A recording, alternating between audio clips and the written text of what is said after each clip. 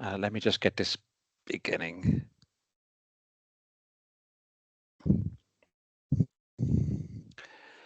So my presentation today is refrigeration system hazards and safety system requirements.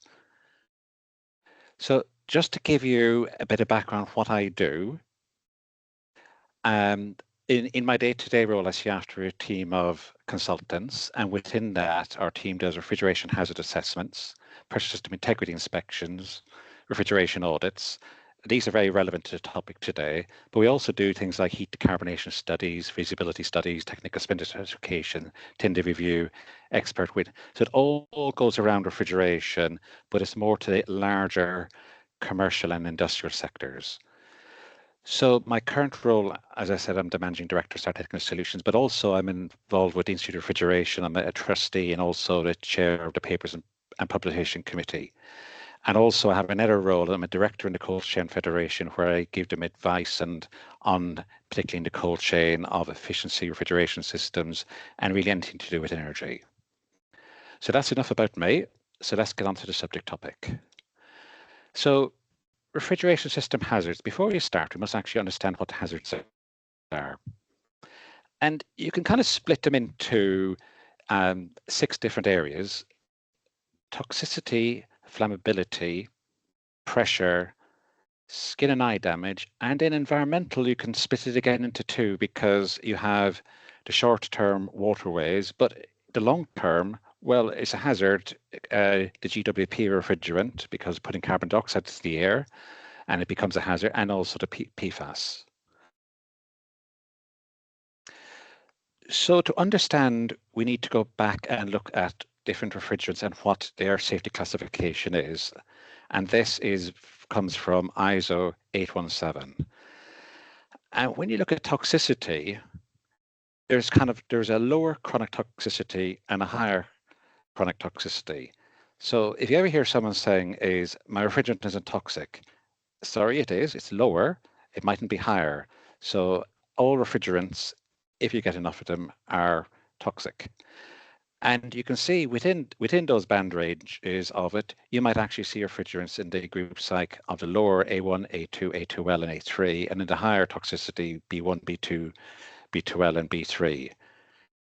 Don't ask me about B2 ones, but that you can get that number. I don't know. I haven't researched any refrigerant myself that falls underneath that category. But when you look at the inflammability, again it is in the range of 1, 2L, 2, and 3. And a 1 is no flame propagation, which means it's what we consider to be non-flammable. And then there is the 2Ls, lower flammability. Now, just making sure you understand the word, lower flammability is still flammable. So it falls under the ZEER, and particularly the requirement to deal with explosive atmospheres. And then you have 2, which is flammable, and then higher flammable. So, and again, is you can be put in combinations A1, B1, A2L, B2L, A2, B2, and A3 and B3. But what is the difference between all these categories? And it is really important we actually understand. Well, we know 1, it's non-flammable, but the lower one is 2, if the lower flammability level is greater than 3.5% and the heat combustion is less than 19,000 kilojoules per kilogram, and the burning velocity is less than 10 centimeters, then we can classify it as a 2L. However, if it's the lower, but then the difference between a 2L and a 2 is, the 2 is actually the burning velocity is higher than 10 centimeters per second. And in A3 is it falls under the bracket. It low flammability is less than 3%, and heat combustion is more than that. It automatically falls under it, and that is where you have the likes of propane fall into that category. So before you look at the hazard refrigerants, the principle is you should always go and eliminate risks and do the safest thing possible. But why don't we just have one refrigerant? But let's look at the kind of the history and where we're at the moment and look at the kind of hazards. But everything has been driven towards net zero. Even long ago, before we heard the word net zero, people wanted to save energy. And actually, that was a form of net zero, but wasn't in the way we recognize net zero as being eliminating CO2 emissions or reducing them as low as reasonably possible. So within that, there is scope 1 and scope 2. Scope 1 being refrigeration emissions, and scope 2, what we consider electrical usage, mostly because you might decide to use gas or others. But that is what they fall under the brackets of. But when we look at refrigeration emissions, really what we're talking about is just GDP. So if it leaks, what happens? And if we look at, say, in the past, refrigerants that in the past would have been R448, it shouldn't be there in most systems now. It should have been at least replaced at R449A. But some newer systems are being installed with the likes of R454A. But please, when I give a number here, I'm not saying it's a good refrigerant, I'm just saying it is, but there's many others out there as well. So I'm not promoting any refrigerants here today. But then you also have CO2, and then you have ammonia and propane. But what I've done here is I try to put them into a category of red, orange, and green because of GWP. And we need to be more moving in the long term to the green range.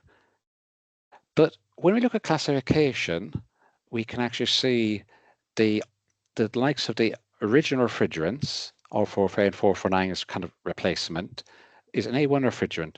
But then you have under what has come under block and is being used is the likes of R454A, and that falls under the bracket of lower flammability. And then you have CO2. However, the traditional refrigerant is ammonia, and that is a B2L, and that is toxic. And then you have propane with being flammable. But automatically, if you just looked at these two alone, you would say, right, I'm just using nothing but CO2. But we need to look further beyond that. So, and it's electrical use. So when you look at electrical use, you need to look just beyond what is happening and what is coming with electricity. And at the moment, if we follow the consumer transformation line, it doesn't actually matter which of these lines you form, you find it's near 150 grams of CO2. But if you follow the line down, you'll find that this gets nearer towards the 15. There is approximately a factor of 10 reduction coming in between now and 2050 with CO2 emissions from electricity. So the electricity emissions is becoming cleaner, and a lot of sites might have, if you actually generate your own, it might become carbon neutral. But again, is what you can actually do is you can say, oh, I'll buy green electricity. Now I have no carbon emissions. But in reality, is all you're doing is you're using electricity that's somebody else. It all comes down the same cable, and all you're doing is you're claiming to use green electricity, and your neighbor is using, I would say, dirty electricity. But in reality, you're using the same electricity, but it comes in different places, and you happen to pay a tiny bit more money just to be able to call yourself green. But what is the effect of carbon emissions? Well, you need to reduce it down as low as possible, because if we want this electricity to be used somewhere else, and we want to use it for heat decarbonation. So there's many heat pumps coming along. So it's actually very important that electricity is used for something different. But let's look at the effects now of refrigeration COP, because we're talking about environment and the hazardous affects people. So when you look at traditional refrigerants, the COPs are very good. R454A, it is quite good. They haven't really changed, but I'm putting them in the orange bracket because they're in the middle of the road. But when you look at CO2, it is a poor COP. And then when you look at ammonia, the COP is higher. So an example, if you had a CO2 compressor doing the exact same thing, it would use 1.6 times the amount of energy approximately. So for many applications, you use ammonia because it's the most efficient way forward. And then you have the likes of propane, which is actually quite a good refrigerant, but however, it is highly flammable. So you wouldn't run that into a building. You might keep it in a chiller outside. but then there's also downsides. And just to point out, where taking the COPs for the compressor is evaporating at -5 at an ambient of 10. So most of these refrigerants, as you increase into this, increase, of course, the COPs will drop. And the same thing with ammonia as the pressure, as the ambient goes up. However, when the ambient temperature goes down, the COP will increase again. However, with the likes of CO2, as the ambient goes up and moves into transcritical, it will get a lot less efficient. And then there's about PFAS. And again is the likes of the A1s here and here, all these two A1s have, these three have actually PFAS issues. And in the long run, we don't know what legislation will come in, and some refrigerants in the future will be banned, could be banned again, but that debate is still out there. However, the challenge is people are saying in the marketplace, do I go for the likes of a refrigerant, an A2L, or do we go for CO2? And they're saying, I'm saving lots of money by putting in CO2. Sorry, I'm saving a lot of carbon emissions by putting CO2. And if I buy green electricity, I'm green. Well, if I go down this route, you mightn't be seen to be as green because of actually your emissions from it. So there is that debate out there, and that, however, as you get closer to 2050, well, and you get greener, the only emissions will be for refrigerants will be coming from the GWP side, from the A2L refrigerants. So when we look at toxicity and flammability, well, you must look at a practical limit. And again is, when you look at R44A, R449, and look down to that list, you'll see that the practical limit is very high for R44A. However, it started to drop in R449. So it went down from nearly 0.5 kilogram per meter cube to 0.357. However, it then dropped a lot from R454A, but it isn't driven by toxicity, it's driven by flammability. So if you didn't have a match there, and that wasn't the issue, it would actually, the limit, you know, if it wasn't flammable, it would actually be probably nearer to the 449. So it's actually the flammability reduces it. But then when it comes to CO2, even though it isn't it's considered to be a one non-flammable, its practical limit is low. And I actually put this in yellow because it is actually quite low, and the risk is toxicity. So it's coming into it is one of these things that you don't smell it, you don't know about it, so you think it's safe. And it is relatively safe in small quantities. And when it comes to ammonia, of course, toxicity is high. And that is why you keep it away from people, more into industrial environments or in a roof of a building, an office building, where people aren't going to be next to it, and it's just controlling where it goes. And again, you can keep the quantities small and make it safe. And then you have propane, which is higher flammability, and again is the practical limit is low again, but that is actually driven by flammability. But the toxicity, again, if it was on its own, would actually be more like towards what you'd have in 449A. But again, is the challenge is it's the risk of the flammability. But when you look at all of these, and you must also take into account, while there's a practical limit, is the A1 and the A2Ls, there's no smell. And the leakage rate is somewhere between 10 to 20% a year. I recently was involved with a ticker project, and we went out to sites and looked at the numbers and asked supermarkets. Supermarkets weren't actually denying their leakage rates around 20%. However, some of them are a lot lower. So it depends on the supermarket group and how they manage to handle it. But the message that's coming out at the moment is CO2 leaks a lot. So 40% per year in supermarkets.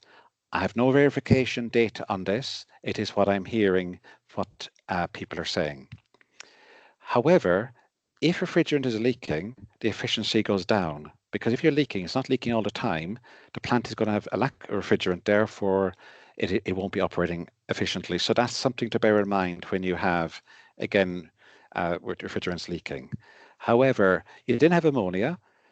I've put it the green as being very smelly and put the orange as being no smell. If you can smell it and you know it's there, it makes it a lot safer. And also the leakage rate is small, and that is why in general ammonia refrigeration plants are always efficiency is more maintained. And then you've R290, again is at the moment this is being put into chillers. While I don't have any data for the leak rates, however, what is being found is if you're fitting microfin condensers, potentially in the likes of chillers for A1 and A2Ls, they're not reliable. And evidence that I see on the internet, people saying they shouldn't be putting these out here because they leak. So the likes of R290, they're putting in microfin condensers, so they keep the charge down. So therefore they indicate it's safer. However, because of putting in microfin condensers, they leak, and therefore actually indirectly a different hazard is being created. So when you're looking at hazards, you just mustn't look at the quantity of refrigerant. You must look as can it be kept in the system as well, and the longevity. So when looking at toxicity, I'm going to focus on CO2 because I put that into the yellow band earlier on. And we all know that we breathe in 0.05% CO2, very low level, but we exhale about 40,000 ppm. But if we look at carbon dioxide and we looked at just replacing oxygen, we would say it would be an IDLH of about 50%. What actually means is it would be relatively safe. However, carbon dioxide is different. When you inhale carbon dioxide, it causes toxicity impacts by increasing acidity in the blood and triggering adverse effects. So the risk is actually it affects your respiratory system, cardiovascular system, central nervous system. So you must look at these risks, and that is why, in general, you just can't just treat carbon dioxide like the likes of traditionally R4 or 4A, which is known. But then also, like so for you shouldn't be just getting what used to be a small system on a site and then saying, "Oh, I'll put a big centralized CO2 plant in it. If it doesn't leak, I don't have any. It it doesn't really matter." However, if things go wrong, it can be very hazardous. And this is what is being published by the UK HSE, and it is about fatalities.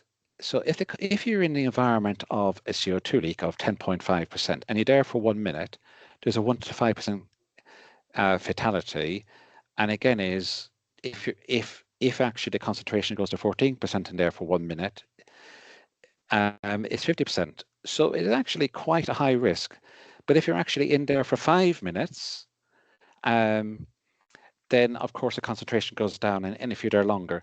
But really what I'm saying here is if there is a leak, and note all sources of leaks, often what's coming out of that leak is 100%. And as you get further away from the leak, the concentration goes down. But if you're working near a leak or by a leak and you don't realize it because you can't smell the stuff, and you could get yourself into trouble.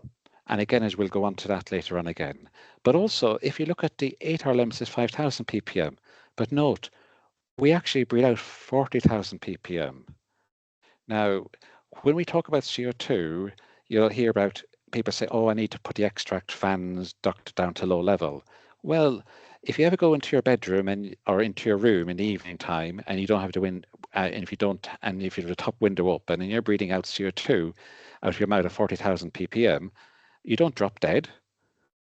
You don't actually suffer badly because CO2 spreads easily. So the likes of CO2, like all refrigerant, merges into the air and spreads. So unless there's very, very high quantities of CO2 in a room, you should be taking from ground level. But you're already probably in deep trouble already and gone. So where you actually take the ventilation across the machinery room, it's actually important you draw it across the room. But if you're drawing from low level or high level, it doesn't matter once there's air movement across the room. So let's look at the hazard classification of flammability hazard classification of hazardous places. Because this kind of leads into later on when we're understanding what to do about in the safety systems. So it is all based down to the frequency and the duration of an explosive atmosphere, and and is and you form a number of zones. And zone 0, it presents continuous or for long periods or frequency. Well, refrigeration systems are designed to hold refrigerants in, and they should not leak normally, and they shouldn't leak continuous. So refrigeration systems definitely shouldn't be falling under 0 unless they're actually in a different environment, and it's not the refrigeration plant, it's something else that's 0. But any refrigeration system should not need to be designed for zone 0. And again, for zone 1, again, likely to occur normal operation occasionally. Well, it shouldn't be occurring normally in operation. It should only be if there's a big problem. So again, zone 1 doesn't take into account.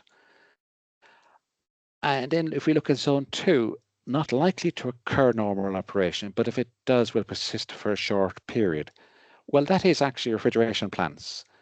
They do leak, so they do fall under what you call a zone 2. But if it's any of these zones you fall under, the equipment in the above zones must be ATEX rated. But as you're all aware, refrigeration plant is not ATEX rated. And the reason for this is there is zone 2 in E. So it is a zone 2, but it's a negligible extent. So, and the principle is if there's a leak, the maximum for a maximum volume of 0.1 meters cubed, that from the source of release, the gas concentration will be less than 50% of the low flammability level. And if you can make sure that this occurs and you have appropriate ventilation in place, and the hole sizes are are reasonable, and the ventilation, you can actually call it a non-hazardous area. Therefore, there's no ATEX equipment required. So it is a zone 2, but a zone 2 of negligible extent, and that is what's differentiated. So let's go a bit more. I mentioned zone 2 of negligible extent, and the whole principle is zone 2 of negligible extent, such that if an ignition did occur, it would have negligible consequences. So in other words, if you have a small little pocket and a little match and it did go, it would be a little puff. So therefore, wouldn't cause harm to people, and it wouldn't necessarily blow up a building. And that is the whole kind of principle. This is a negligible extent because the volume is so small. And again, it's the 0.1 meters cube is typically used for ammonia, and that is guidelines for in the likes of HSE documents. But kind of explaining this, it's actually about air movement across the source of release. It isn't across the room. So if you have, say, a joint, and which is shown in red, and you have a bit of air, the cloud of gas can be an odd shape. It won't necessarily be a square block, so you can't just say it's a square block, but a 0.1 meter cubed is the strange cloud, and that's just a random cloud I've shown here. But the hole sizes are actually determined by EN 679-10-1, and it actually tells you the hole sizes for if there's O-rings, if there's flanges, if there is rotary parts, and any part refrigeration system you'd have. But please refer to that document for hole sizes. But the quantity and velocity of air movement across the joint requires, it typically depends on the lower flammability level, and actually you need to calculate it, what is required. But as you can see, the likes of R454A, which is an A2L, it has a relatively high kilogram per meter cubed, while ammonia goes down a bit, but then propane is really low, which actually means for propane you need a horrendous amount of air movement, while ammonia you need a little bit of air movement, and probably for R454A, just about a bit of air movement. But note, fully welded piping is not considered to be a source of release. However, if it's a steel pipe, you must have systems in place to make sure it doesn't become a source of release, and therefore you need inspections for that, and I will touch on that later on. So when you do a Zone 2 assessment, I'm going to give you a typical example here, which I often see. So this is a plant room, and I have exaggerated a little bit, and I've shown the refrigeration components over here, and I've shown an air intake louver and extract fan here. Now this could also be recirculation or other methods as well. But if you, this is going to be common sense. If you have a louver and a fan there and the fan is running, well, the air movement is going straight across the fan. Nice and green. I have nice air movement in that area. Perfect effective air movement. Not concerned at all in that area. But one second, what's happening over here? Well, I have no air movement over here. And it's so, but however, if I put 50 air changes in this side of the room, I mightn't get any air movement over here at all. So it's negligible. So it isn't about air movement in the room. So can I classify this as zone 2 in A? No, it cannot. So what do you do? What do you do about it? Well, again, it's quite simple. I now just move the fans over to one side, put air moving across the unit. It becomes nice and green with effective air movement with adequate velocity. And is it zone 2 in E? If it's done by the calculations and everything else, yes, it will be. So what I'm highlighting is it's about the air movement, and this is typically what I see on site. And that is what I'd like to see more on sites rather than the first part I showed. So then there's ventilation types. There is normal, occupancy, and emergency ventilation. Normal is for flammable refrigerants. Occupancy is for air changes if people are working in the room. So I've kind of hit on normal, you must stop the flammability, but a toxic is for air change. And the reason is you want air movement across sources of release. And therefore, if anybody's working in the room, there is enough air movement that will actually trigger the gas detection systems on the other side of the room and also not allow a buildup in any part of the room. And then there's emergency, and it depends on the quantity, and larger the quantity, higher the air change, but EN 378 states a maximum of 15 air changes allowed. But no, this is just for ventilation for emergency. I'm not talking about heat removal or anything else. This is just kind of what for the ventilation. But when you're talking about all these air movements, it's not about just having a fan in the wall and two sides. It's the air movement must be effective to stop the buildup of refrigerant concentrations. And again, it's like the normal ventilation I showed earlier. The emergency and occupancy must be similar. So it is it's not just the quantity, it's the effectiveness of it. So ventilation should be assessed by a combination of ensuring you have the required velocities and air movement from calculation.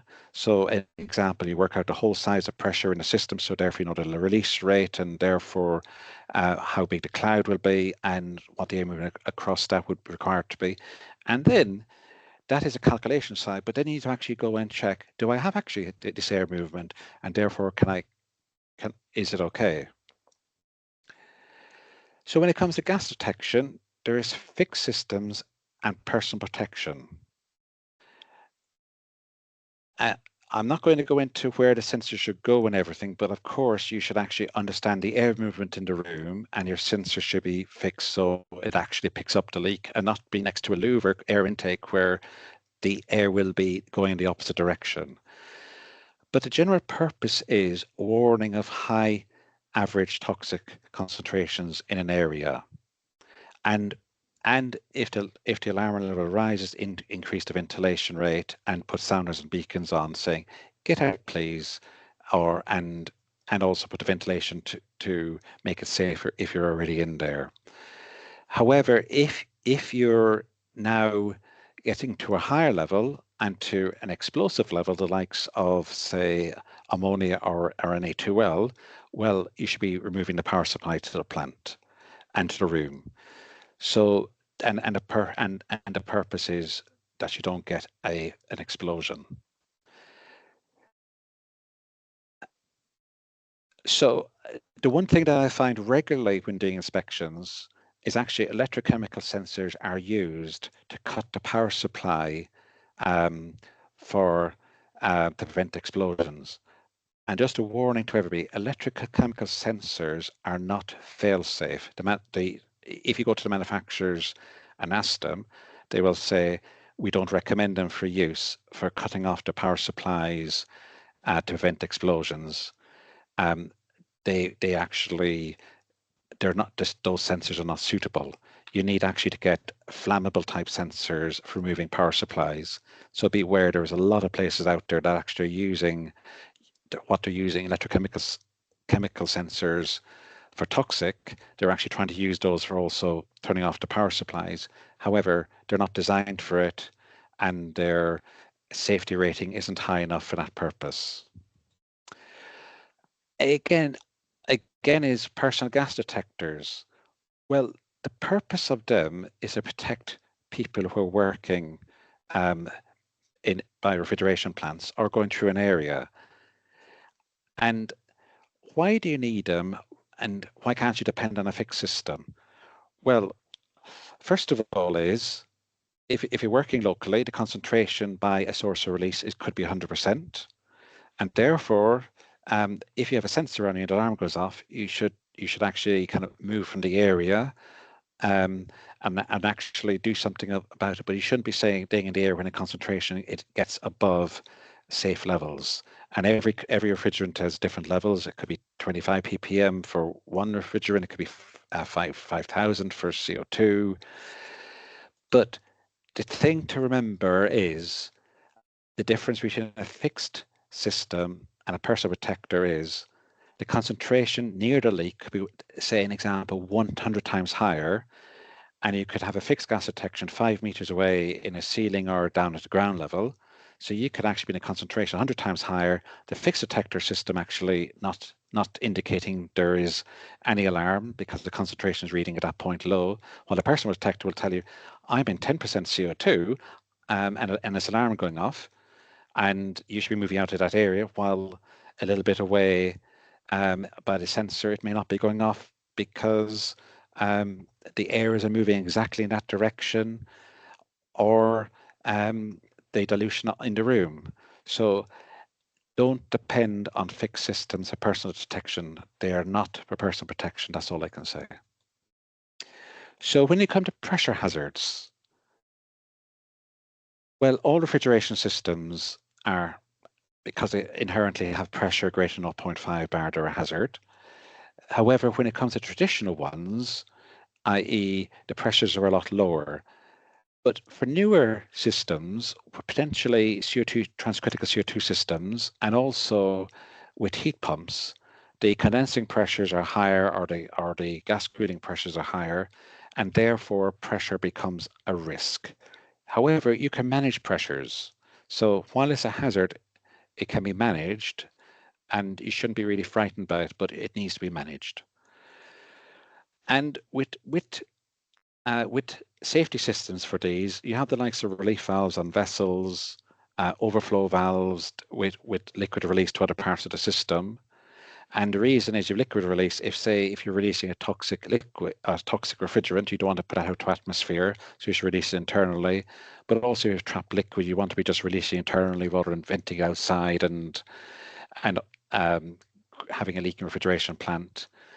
And then you've HP cut out to stop the compressors from going up and increasing too much in pressure, which would then cause the relief valves to blow. But the purpose of the HP cutouts is actually to stop the compressors before an overflow valve is operated, and also to prevent the operation of a relief valves, because relief valves aren't typically designed to take the full flow of a compressor.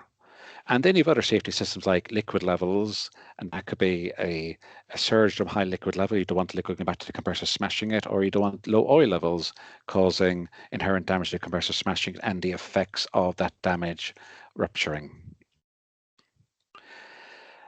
With all of these for pressures, there's two different areas. There's the pressure PSSR and provision of use of equipment work equipment regulations. Often we hear PSSR for all pressure systems. The purpose of that regulation is to prevent for pressure explosions. So if you actually read the guidance, it only deals with the dangers of pressure. However, one of the big risks in refrigeration is actually toxic and flammable substances. And particularly if you have a steel system, you need to keep that refrigerant in because you do not want it to be released through a leak.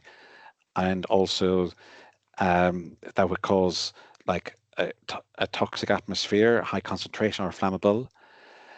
But also when I mentioned earlier, well, piping is or fully welded joints isn't considered source of release. Neither is piping on its own. So you can't just say, "Oh, I'm just going to look at my, I'm just going to assume everywhere around here, make sure I have enough ventilation on joints." You need to actually do checks to prevent a release from any part of a welded system. So Pura is a requirement, and if you're doing a written scheme for examination, you should do the combination of PSSR and Pura. My team does these type of inspection. We actually call them pressure system integrity inspections that covers both these aspects at one time. So then there's safe dispersion of refrigerants. So in here, I've just showed if it was an ammonia, you'd get discharge the ammonia directly upwards, you put it away from people, and keep the toxicity at ground level to low as possible. If it's CO2, you need to make sure you might put out a wall, but you must make sure it isn't going into a confined space. So if there is a release, you're not actually putting people into high concentration because people might say, oh, yeah, I'm outside is safe, but reality, the concentrations can go increase outside. So you must put it to a safe location. And it's very similar to relief valves. But what you must bear in mind with relief valves, the velocity out of them can vary between 150 to 300 meters per second. And for ammonia, we put typically them pointing up in the air, and automatically it's like equivalent of throwing the ammonia 50 meters in the air. So you don't get a high concentration at ground level. However, all these should be modeled to make sure whatever systems you're putting in, it is safe. Again, is going into skin and eye damage. Well, again, it could be burns, it could be cold burns, but like for ammonia, it removes the moisture from your skin, and reality, you need just if you get ammonia in your skin, you actually need to put under water, and therefore it's removing it is drawing the moisture from the water rather than from your skin. And again, and with some toxic substance, it actually affects the membranes, it affects your eyes, and it's just not your lungs, which of course we all know about that already. And again, is what you do have these, you have the likes of showers, portable showers, eye washes, but actually one of the most important things when you open up a system, have the right protective equipment. And that could actually be just wearing gloves, if it's like a CO2, if it's ammonia, wearing masks, etc. Waterway damage. Well, again, is refrigerants containing oil. Well, you don't want the oil to get into water, so you should actually ensure that it's taken care of. Again, the likes of CO2 can dissolve into water. So again, it's carbonic acid, and then you have ammonia in the water, ammonia hydroxide. Again, is ammonia can start killing fish at low quantities. So you install the likes of catchment bunds, you avoid sprinklers because you don't want to, if there's an ammonia leak, having a sprinkler going off, then spreading it into a water course is actually causing a hazard. So part of any assessment is to make sure you don't have sprinklers, or if you do, you must then have a catchment for that water. So some regulations. I mentioned like the pressure system safety regulations, provision use of work equipment regulations, dangerous substances and explosive atmosphere regulations is here, management health and safety at work regulations. Note, if none of those regulations actually was out there, you just go back to your original Health and Safety at Work Regulation Act 1974, I think. So in other words, all of these regulations, they fall on top of each other. But the same thing is you do a risk assessment and you make sure it's safe. And where do you get your guidelines from? If you want to like areas like classification of area, EN 679 and a real good one to look at the beginning is 10-1, but then there's the EN standards, EN 378 standards. But people say I'm complying with EN 378, but EN 378 keeps referring to EN 679-10-1 standard, but everybody kind of ignores where standards refer to other standards. And there's a good reason why. A standard can't cover anything. So if you want to know more about how to deal with flammable refrigerants, follow the guides where EN 378 points you to, and it will point you to these standards, and that is where your starting point should be. So if you've any questions, I'd be delighted to answer them, and you can see my contact details below, and I'd be happy to answer any questions. Right. Thank you, Demot, for your very informative presentation. So yeah, now we come to the Q&A sessions, and I have already seen numbers of questions in the chat box. So if you have a few more, just feel free to put that in the chat box or contact Demot. So the first question is here with respect to the CO2 leakage for supermarket. So how would these compare to report against other refrigerant in similar systems? When it comes to other systems, CO2 operates at a higher pressure and the density. So if you put in if you had the same size leak, i.e. the same hole size, because the pressures are higher and the density of ammonia is higher, you will get more of a leak. So it isn't that they're designed more poorly, it's because they're the same type of design is done, they leak more. So, and that is going to be a real challenge because the likes of supermarkets haven't been able to get down their leakage rates in HFC type and HFO type refrigerants adequately enough. Okay. Right. Thank you. So the second questions maybe also a comment here is so you mentioned about microfilm condenser. So do you mean microchannel? Microchannel, yes. Sorry, I apologize for that. No, you're totally correct there. Microchannel. It's the issue is they're vulnerable and they don't seem to. All I see at the moment when I looked on LinkedIn, people are complaining about another one of them leaking. They haven't said what refrigerants, but it is a common issue that you actually see now playing out. And it's when refrigeration contractors are saying they're replacing them and they're annoyed they're having to replace them. It just shows that there is an issue in the industry with them. Right. Thank you so much. We got a participant sharing his own experience. So thank you for your sessions. And I'm currently working with technicians and engineers in T3, T4 zones where ambient temperatures often exceed 45 degrees. So we are focusing on hydrocarbon and blend refrigerants and would like to contribute by highlighting the importance of awareness and training for safe handling under these harsh conditions. So that speaker, let's see. Yeah, I'm not sure whether Abderman still with us here. So if you are comfortable to speak for that, you can just turn on your microphone or just put the comments into the chat box. Yeah, one of the big challenges there is within the industry is actually skill level. And again, is the qualifications that are needed to maintain a refrigeration system is typically an F-gas certificate. And the way I look at it is to get an F-gas cert, you could probably get a normal person that has a little bit of engineering background, and a week later they can have an F-gas cert, and they don't really need to know much about efficiency or anything.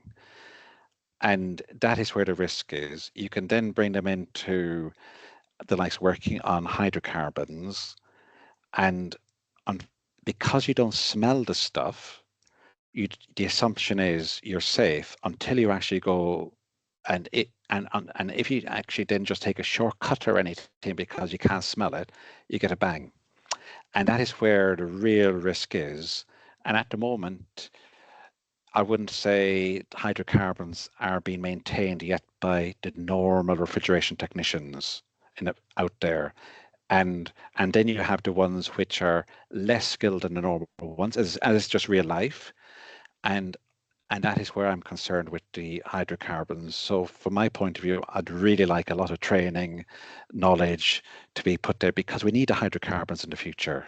There is a real valuable place for them, but training is a big concern across the industry.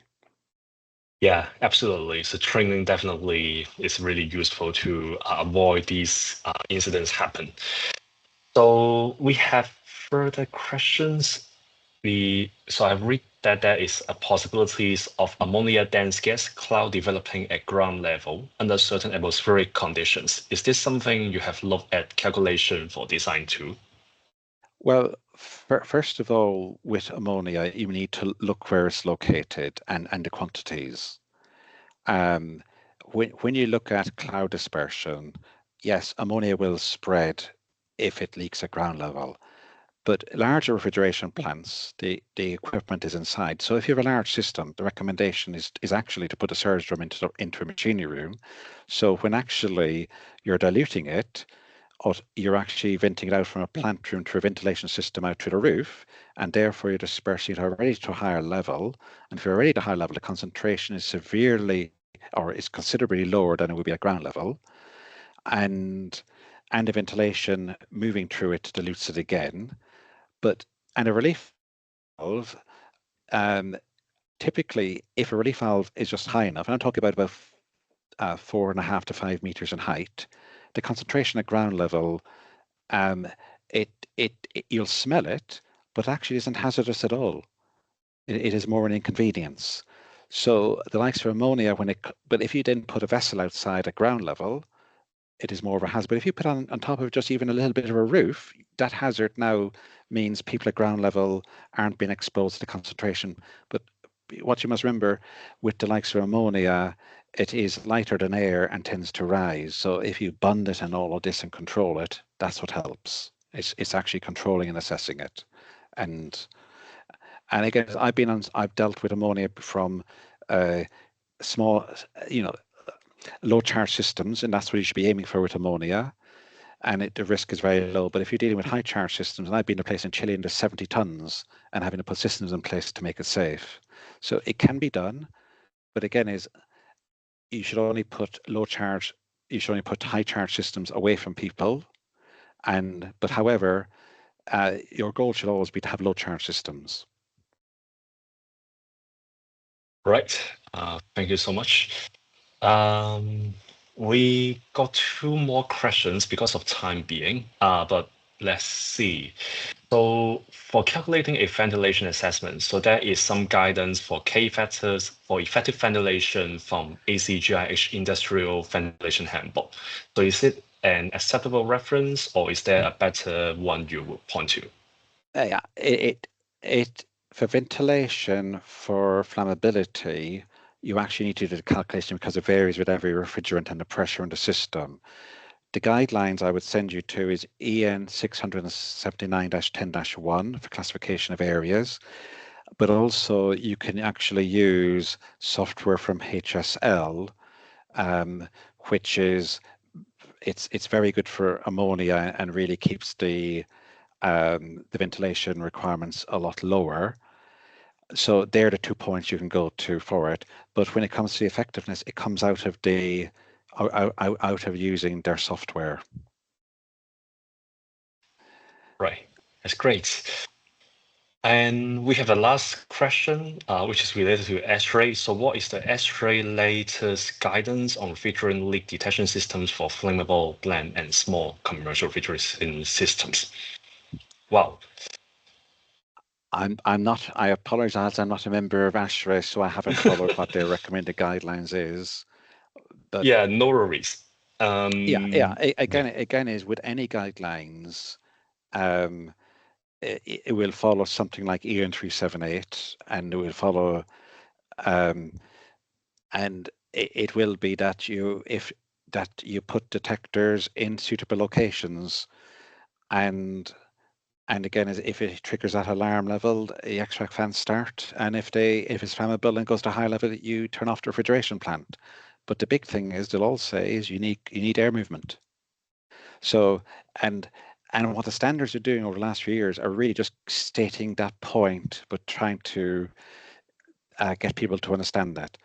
But the one thing with gas detection, it isn't all about, oh, I'll put a sensor here because I'll put one every 10 meters squared. You need to actually analyze the facility. And one of the best places to put a sensor is actually in the air extract, because what you do know is at that point leaving the room, at least you'll know you have a concentration that can trigger the low level alarm, and therefore you increase the ventilation rate. And that is the key for safety, is actually making sure you do trigger that alarm and the sensors are in the right location. And everything else is fudging around it and just trying to put into words to explain that point. And it's the effectiveness of the gas detection if it comes down. Yeah, that's great. Maybe I can provide some more information on the relevant S-ray standards. So from my best of knowledge, so S-ray standard 15 is a safety standards for refrigeration systems, which may be relevant to this topic. Right. We got two more questions coming to the chat box, but I will make would not answer any more on other than these two. So for ammonia, is there a better or safer alternatives that provide the same efficiencies? No, we'd have used it if there was. People would have stopped using ammonia years ago. But you can't beat the most efficient refrigerant out there, and that is why the industry has gone back to it. And also it is zero CO2 emissions. And that's where the challenge is. And the beauty about ammonia is it doesn't really leak, and therefore the system stays efficient. So there is nothing out there that can beat it. If people decide to get, I'll find the most inefficient ammonia refrigeration system out there and do an assessment on it and measures efficiency, and they get a low number, and then they take the best of the CO2 they'll get, they might beat it. But that's because they've picked the worst of one system and the best of the other. But you can't actually beat basic science and thermodynamics. Go to any compressor software and just look at simple suction pressure and discharge pressure, and you'll see the efficiency. And the same thing, go to a pH chart and do it. You can't just beat ammonia comparison with other refrigerants. Yeah. Oops, someone incidentally shared their screen. Wow, so the last question here is it necessary to use detector on pipes roofing to know if there is leakage anytime? There is no requirements in standards to do it. However, you must take other measures. You must actually at least inspect them to make sure they're not corroding and they won't leak for no reason. So, but there is nothing in standards to tell you